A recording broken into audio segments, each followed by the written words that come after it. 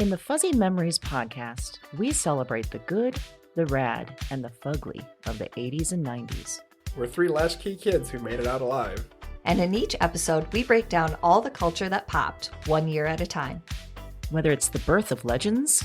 I'm Lyme disease free today, and I have Whitney Houston and MTV to thank. Or audacious moves. Imagine also the poor Golden Gate Bridge. You turn 75 and people have a party on you. Yep. I don't want that. Or even confusing PSAs. And the stop, drop, and roll. I mean, I assumed as an adult I would catch on fire weekly. All the time! We've got a take that will make you laugh. We've also got thoughts on all sorts of random phenomena and the most unmitigated of golf. Why sharks can't be trusted, people can't be trusted, and rivers can't be trusted. It's collusion. It's of the highest degree. Uh-huh. You were counseling me to start my remarks with, first of all, bitch. Everyone in that room would have snapped to attention.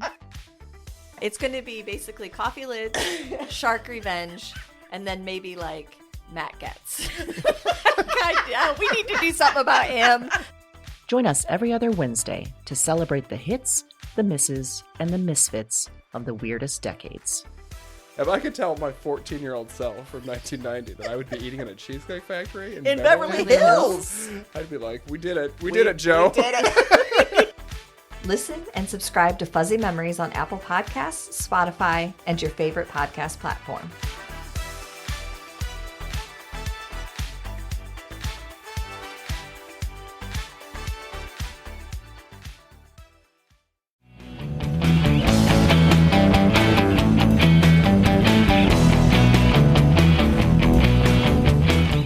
Hello, and welcome to Broads and Books, the podcast with one unique theme, 4 handpicked book recommendations, and 2 broads. I'm Amy. And I'm Erin, and this is a special Broads and Books bonus episode. Every week in our regular episodes, we tell you about our favorite books based on different weekly themes because we love books so much. So much. We do. So we started thinking the authors that write the books we love, they probably love books too. They do. So we should ask them about the books that they've read This is and brilliant. loved. Now listen. It is brilliant, It is Amy, brilliant. you're right. Yes.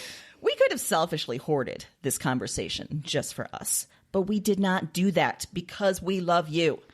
So, welcome to our new bonus series, The Broads Talk Books with Adrienne Brodeur. This is where we talk to some of our authors that we've recommended or will recommend soon and nerd out about books. Like Erin said, today we've got Adrienne Brodeur. She has a new book out called Wild Game, My Mother, Her Lover, and Me. It is a crazy book that we both loved. Yes. And we are recommending it in episode 40 that was just out yesterday. Oh, this is so timely. It's ridiculous. It's like we planned it. Yes. So we got Adrienne Brodeur up on the interwebs, live and in person. And we asked her all sorts of questions about the books she loves, how she finds her book recommendations, and what she demands you read right now. And through the magic of technology, we're letting you listen in. Plus, all the books that she mentions and recommends, we are including those in the show notes, so you can click right to them. That's the service we provide. We are super excited about this new series of bonus interviews. We've got lots planned and in progress. And all you have to do to get the latest is hit subscribe in your podcast player or visit our website at broadsandbooks.com. Amazing. Amazing magic. Now, here's our interview with Adrienne Brodeur.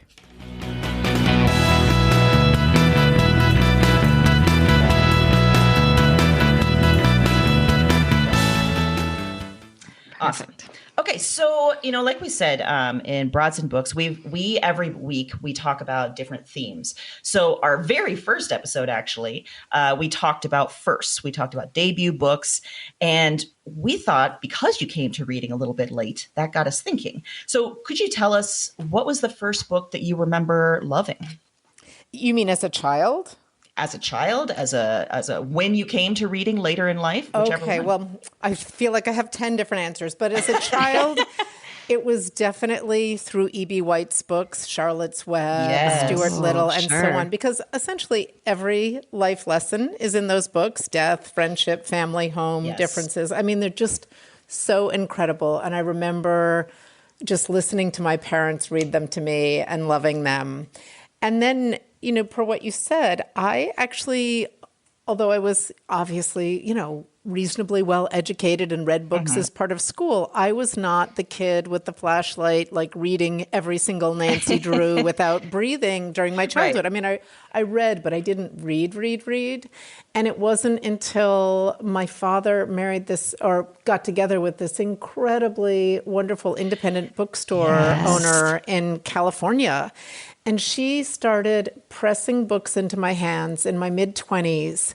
And it was like she intuited I was in trouble, which I was at that time in my life. And every book she gave me kind of featured a young female protagonist getting herself out of some fix. So I can still remember what was in the first stack of books. And it was Zora Neale Hurston's Their Eyes Were Watching God.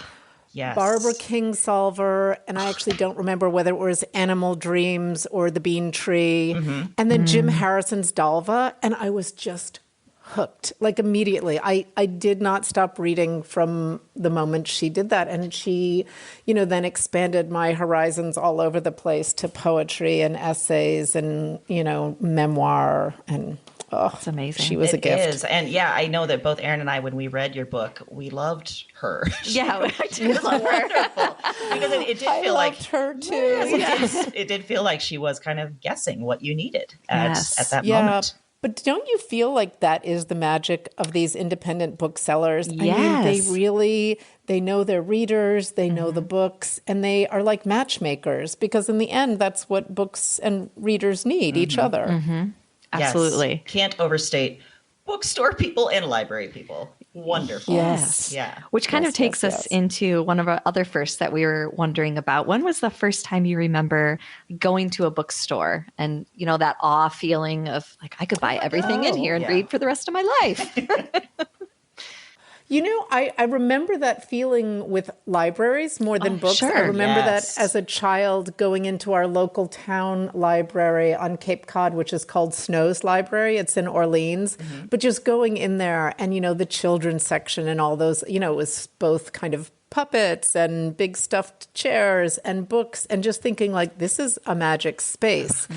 And then with bookstores, I feel like I didn't become discerning that and fine wine until sort of my 20s or something, when I thought like, oh, there is a real huge difference between a Barnes and Noble, and these independent bookstores. Yes. And certainly that has been reaffirmed on this book tour when you just go to some of the most exquisite little stores that are specialized somehow too, and just know who's coming through the doors and what everyone's going to want to read and how to present books. It's just really incredible. That sounds wonderful. Have you had a favorite so far of the places you've gone? There have been so many, and I've been to a lot of stores that I'd never been to before. So like Elliott Bay in Seattle or R.J. Julia in Connecticut, but some of these just all-time great bookstores. The one that I find like most comforting, because I have to travel a lot it sounds like a hardship, to Aspen, Colorado for work. Oh, bummer. Jeez. You know how I know. Let me tell you about my job. But I go out there, and to go into Explore Booksellers, which is the local bookstore there, it's just like you can feel at home the same way you can sort of, like a beach is a beach all the way around the world. Like bookstores have this certain smell and feeling that kind of, that and a good cup of coffee. Oh, you just described my favorite way of traveling. That was amazing. You mentioned that, just like all of us, when we're younger, in high school especially, we're all given a lot of books to read that may or may not be great for kids that are, trying to get into reading. We've talked in the past about classics that we've struggled with, things that were mandated, assigned, that were like, God, this is kind of doing reading a disservice because we don't enjoy this. Did you have anything that, you struggled with and that maybe turned you off reading for a while? Totally.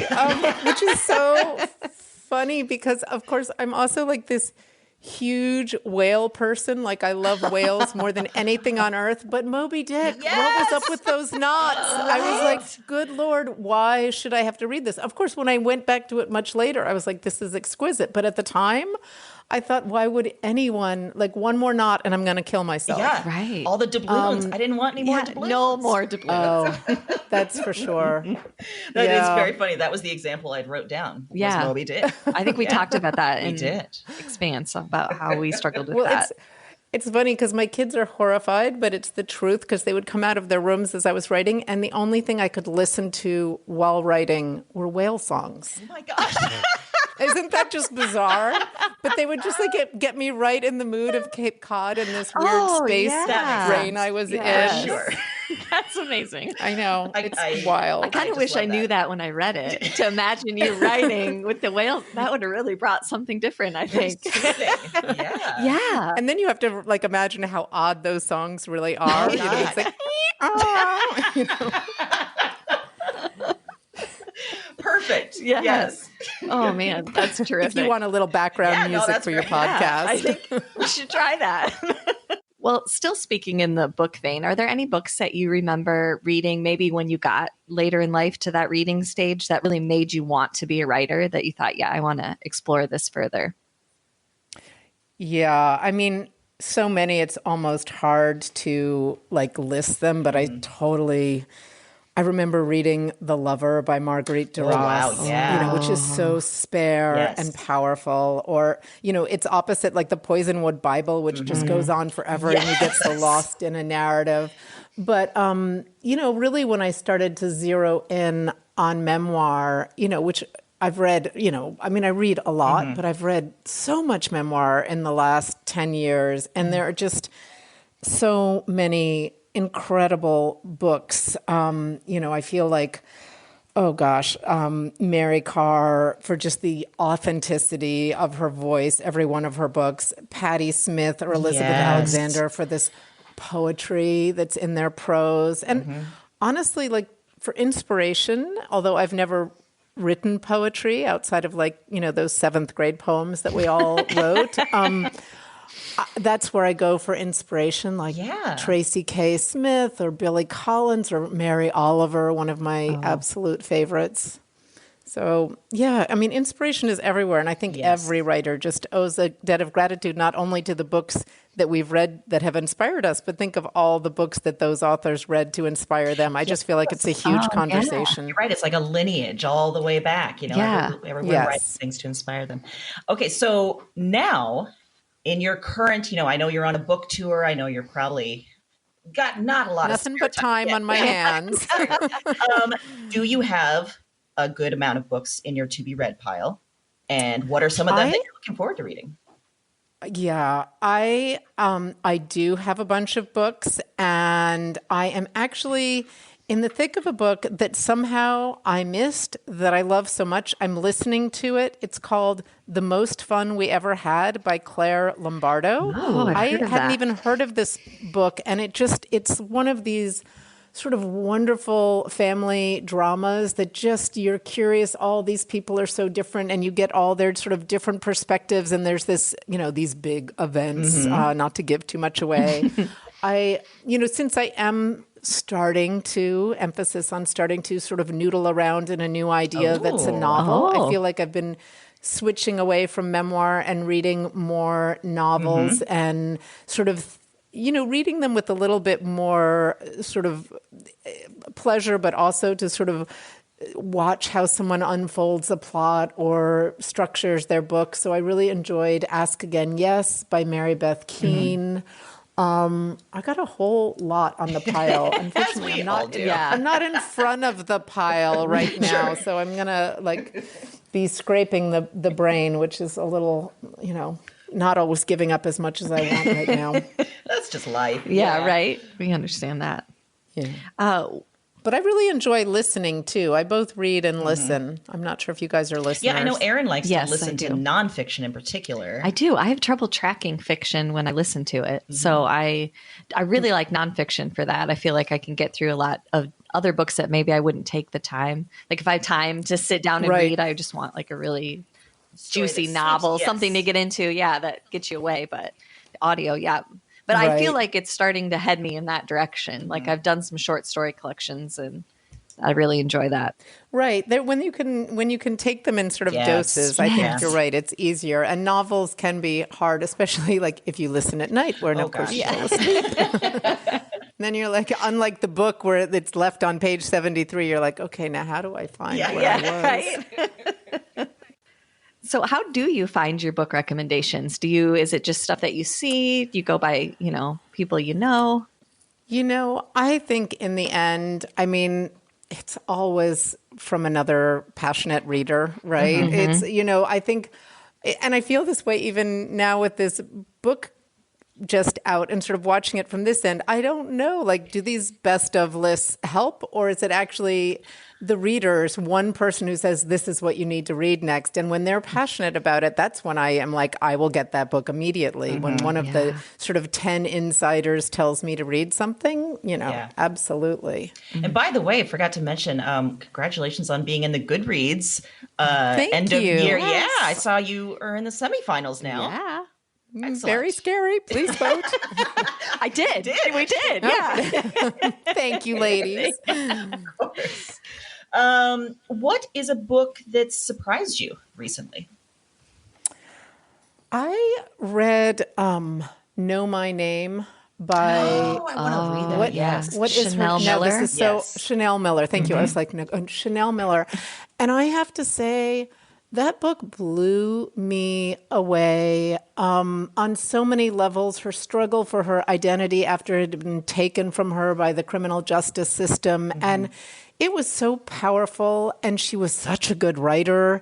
And when I picked it up, I was kind of like, oh, I don't know if I want to. I just didn't know how much I wanted to read that book, and how much it also sort of showed the evolution of the Me Too movement in the best possible way. And I found it fantastic. Excellent. That's on my list, and I wasn't sure. We've been reading a lot of We She have. Said and Catch and Kill, all the Nobody's Weinstein. Victim. Yes, Yeah. exactly. I haven't read Catch and Kill yet. That's Ooh. one that's on my list. Yeah, it is a propulsive read. It is. Yeah. Yeah. Yes. You're on a book tour right now. We wanted to know what your weirdest fan interaction was that you're willing to share. Yes.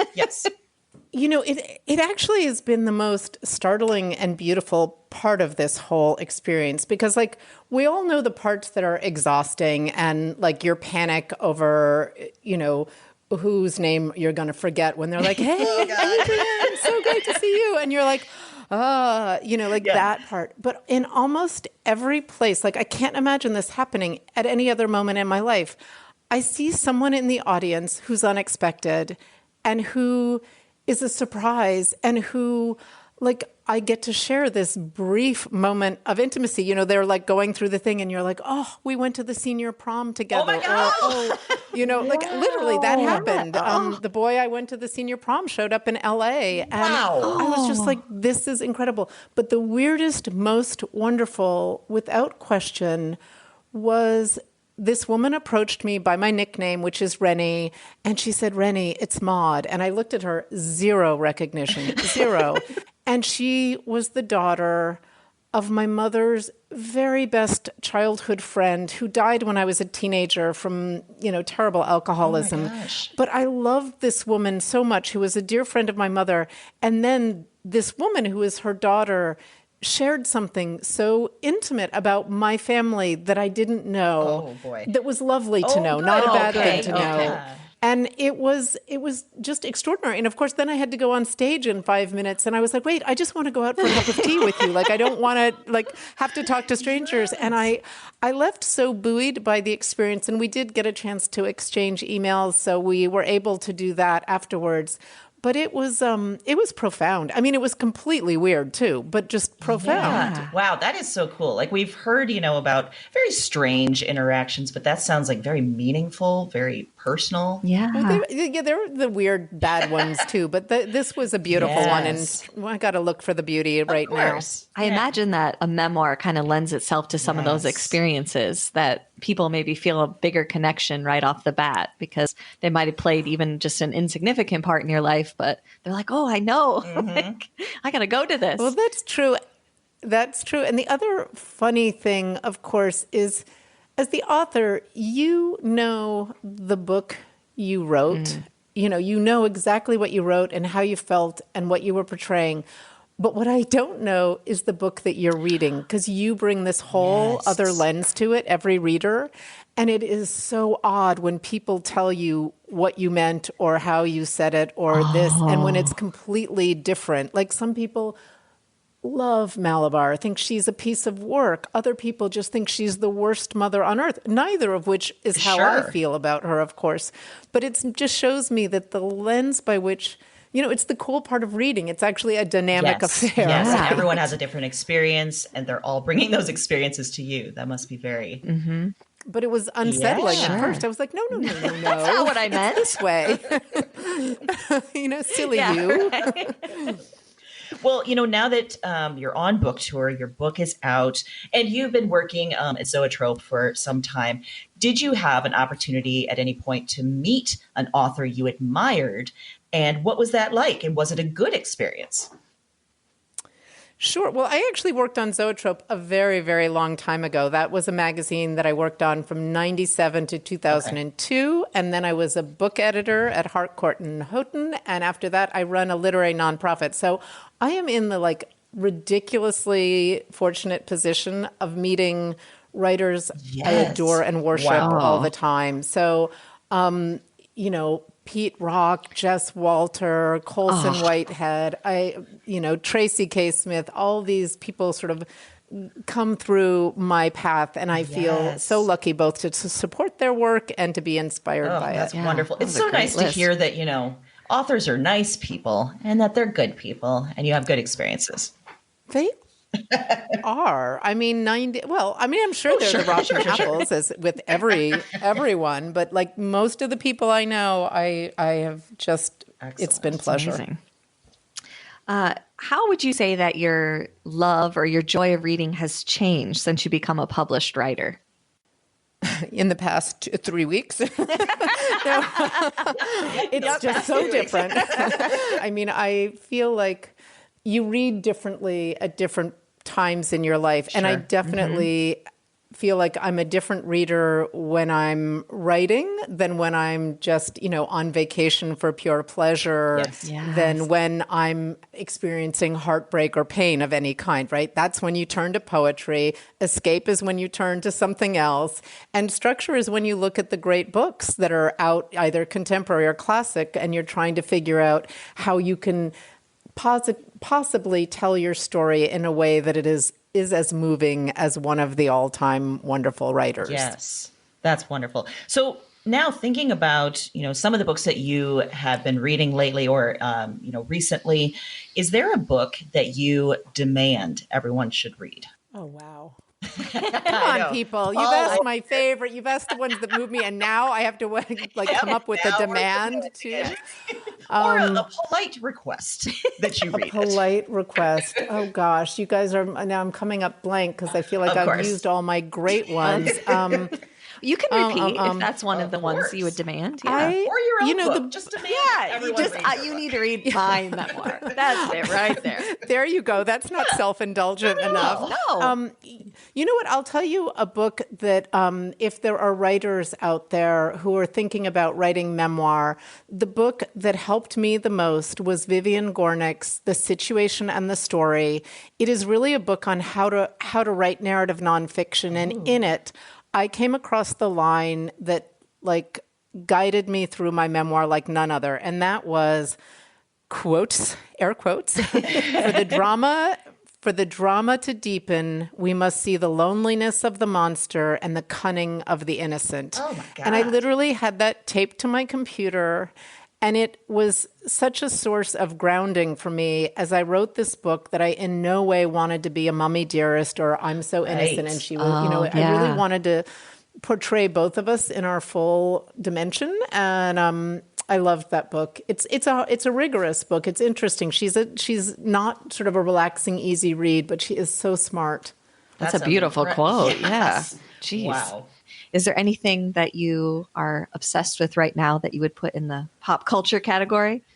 I don't suppose whale songs count. Well, yes, it does. I have not, sadly, watched television in a very long time, and I truly understand that there are so many great, great, great shows out right now. I just feel behind in everything that way. So I'm going to be your least interesting pop culture person. Hey, we'll recommend whale songs. Yeah, and if you want current whale songs only. Yes. Okay. Yes. All right. Yes. Yes. The latest. The latest whale indie- songs. The indie whale songs. Yeah. Don't listen to those 80s songs. They're Of course really not. Yeah. Well, Adrienne, that is it for our questions. We want to thank you so much for joining us. I hope you had a good time. I know we did. This was Yes. wonderful. Excellent. Thank Thank you you ladies so much. This Yes. was a blast, So and I really good. appreciate it.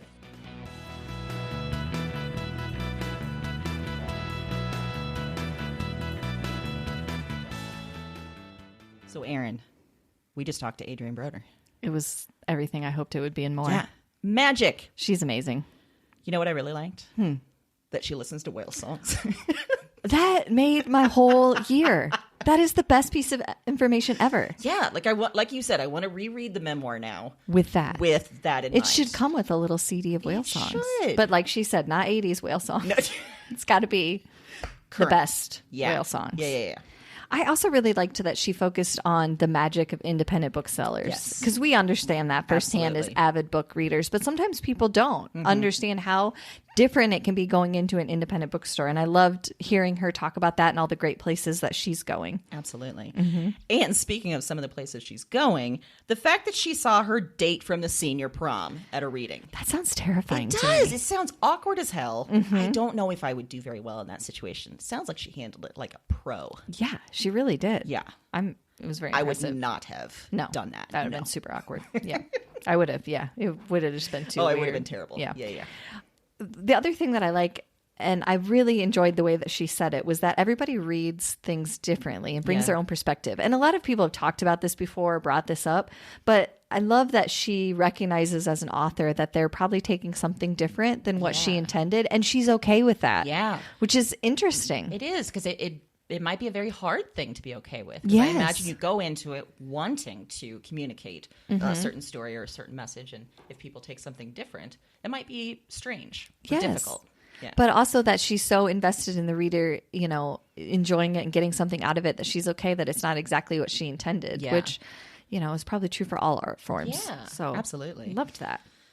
I like that she's basically met everyone in the literary world, but she Yeah. still knows how cool that is. Like, she hasn't Yes. lost The fact that that is so freaking cool. Yes. And she still has a little bit of just awe at her life. Yes. That was amazing. Love it.